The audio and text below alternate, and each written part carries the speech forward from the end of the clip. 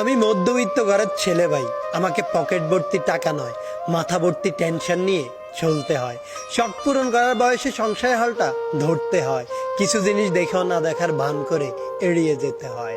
নিজের শখের জিনিসগুলোকে শুধু দূর থেকেই দেখে যাই, কারণ কাছে এসে ছুঁয়ে দেখার মতো সাধ্য আমার নাই।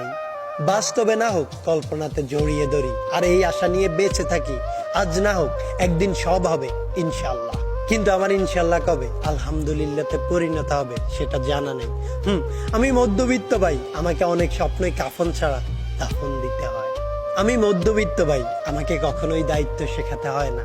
বাবার বয়স যত বাড়তেছে, দায়িত্ব নামক শব্দটা ততই মাথার ভেতর ঘুরপাক খাচ্ছে, কারণ বাবার পায়ে সংসার হালটা আমাকেই ধরতে হবে। আর এই দায়িত্বের চক্করে আমার শখ আর ইচ্ছেগুলো হয়তো অপূর্ণই থেকে যাবে। আমার স্বাদ আছে, সাধ্য নেই।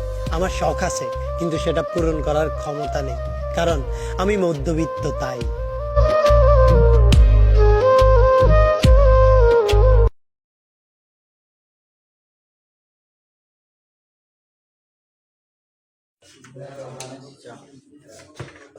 এখানে কি হয়?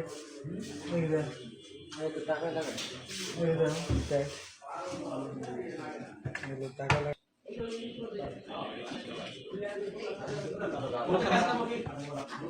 কোনখানে